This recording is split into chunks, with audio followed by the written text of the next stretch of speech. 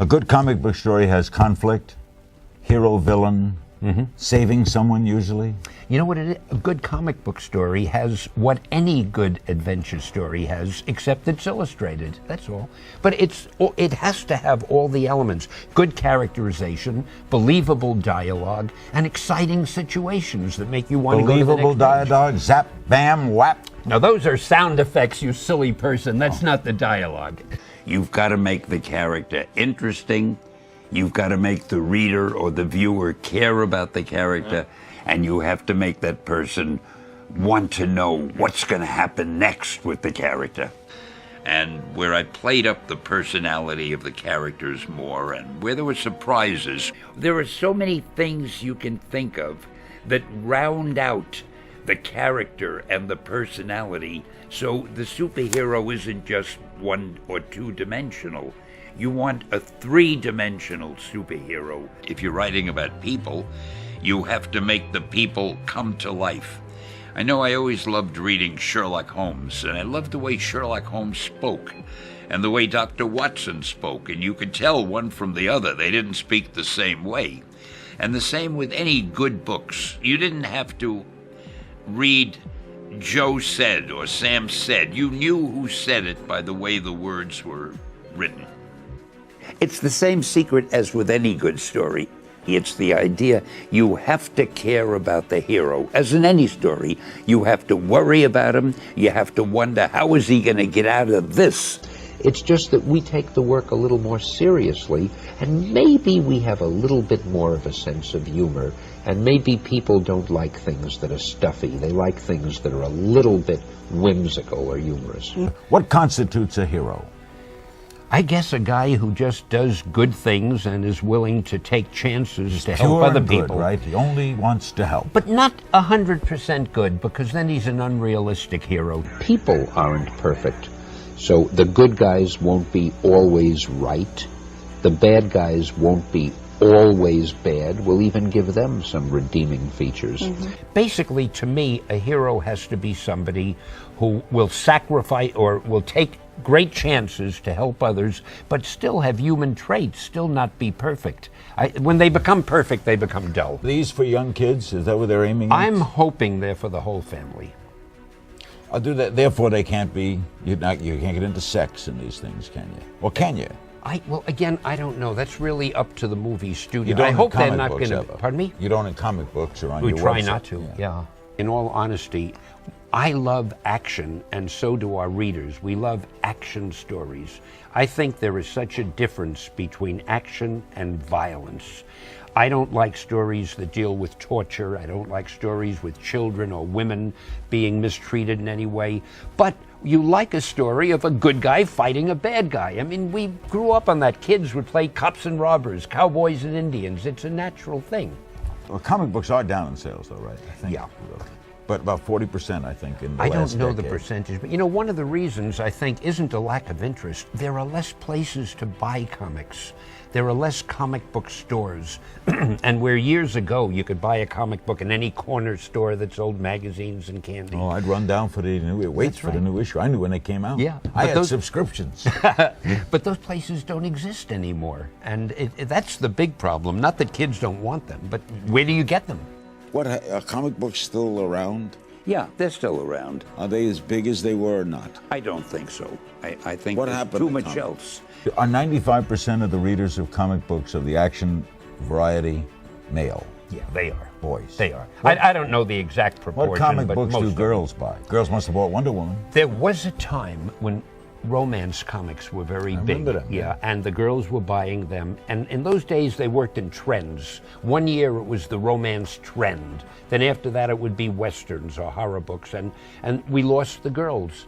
They have not ever really come back in force. Sure, they read some of them read Wonder Woman and some others, and we're desperately trying to capture the girls. But the superhero feel, it's the same thing. How many girls would rather see Arnold Schwarzenegger films than a romance film, Yeah. you know? Is all of what we're talking about male-oriented? Mostly it is, because most of the audience for this type of story is male. However, it's beginning to change. Believe it or not, Iron Man has caused most of the change because women are just mad about Robert Downey Jr. and his portrayal of Iron Man. And because of that, they're now tuning in to more and more of this type of movie. And then you have a movie like Captain America. They love Captain America. Oh, yeah, that was a great movie. Yeah. But I think one mistake writers make sometimes, they don't try to write something that excites them, but they write something that they think will excite them. But you can't know them. You can only know yourself. So my rule has always been to write a story that I'm interested in and to hope that enough people have the same taste that I do. These things are self-leveling. The audience usually determines how the stories will go.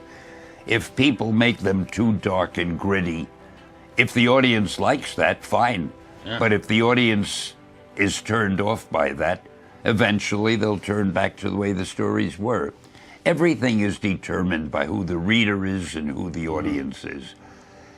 We writers think that we're a special breed, but we're only pleasing millions of people if we're lucky. And our job is to please those people. And as I mentioned, I try to please myself because I figure I'm like those millions of people. I might add also, and I don't want to get too sticky about this, we're still talking about comic books, but we use college-level vocabulary. If we want to use words like proselytize, misanthropic, we go ahead and we do it, and we don't worry about the young kids, and we find that they enjoy the stories as much as the older ones, but we've encouraged an entire older audience to read comics too, which may be good or it may be bad. What I tried to do was take these characters who are obviously bigger than life and fictitious and make them seem real. They've got these powers, they do wonderful things, but what are the things that worry them? What are the things that frustrate them? I tried to write a well-rounded character with every character I did, rather than just somebody who is extra strong and can beat up the bad guys. So I decided I would treat Marvel like a big advertising campaign. And I made up slogans like, "Make mine Marvel," "Marvel marches on," "Welcome to the Marvel age of comics," things like that. And I came up with a lot of catchphrases. I would sign all the things I wrote with "Nuff said" or "Hang loose" or "Face front." But I noticed that the competition was starting to use those expressions too. So I figured I've got to get something that they won't copy. And I tried to think of something, A, they wouldn't know how to spell, and B, they wouldn't know what it means. And that's why I came up with the word Excelsior. I tried to inject a feeling of warmth in all the books. I always had the feeling that the other comic books, they had good stories, good artwork, everything was fine, but there was a detachment. Even in their letters pages, and they had very few. We were the ones who really made letters pages popular, but occasionally they'd run a letters page and it would be like this: "Dear Editor, I read your story and I liked it, signed Charles Smith." And the answer would be, "Dear Charles, thank you very much, the editor." Well, I decided to run letters pages, but I wanted to make them friendly. I wanted the kids to feel a part of Marvel. So even if somebody wrote a letter that said "Dear Editor" to me, when I printed it, I wrote "Dear Stan." I changed the word editor to Stan.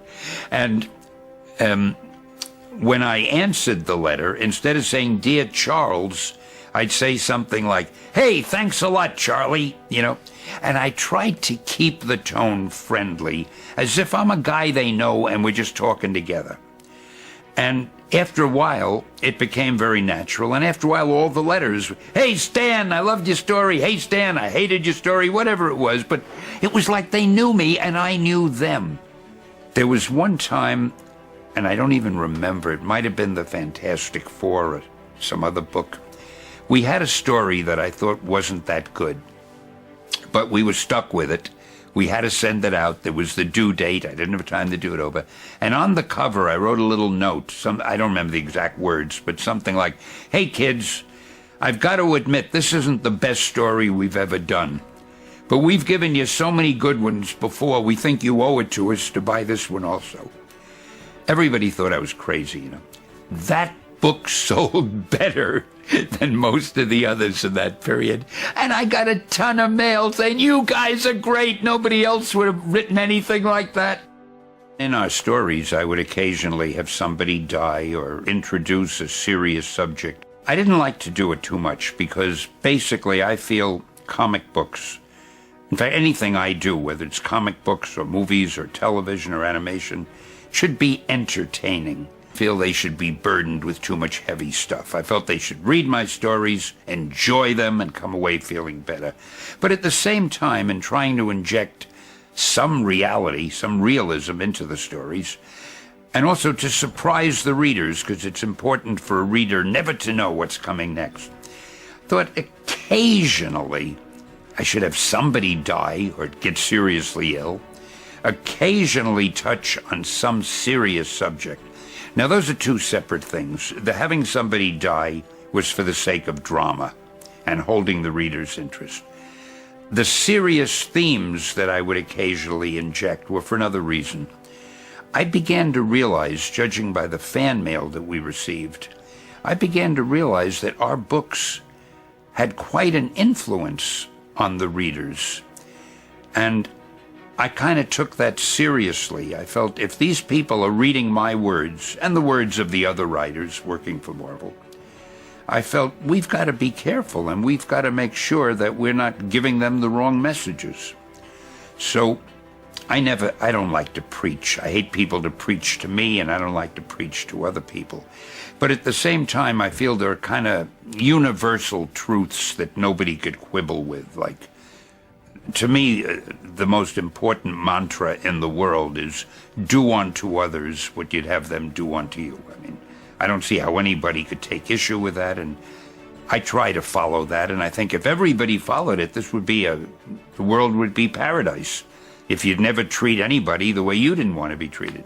So that's about as far as I'd get into religion. Just, I was opposed to bigotry, I was opposed to cruelty, I was opposed to demeaning women or other sexes, or other races or colors or creeds.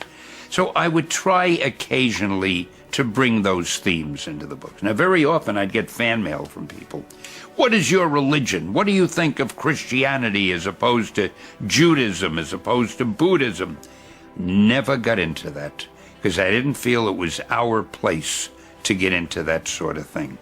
And I would answer them, but I never answered the question specifically. I would tell them, we are purveyors of entertainment, we hope.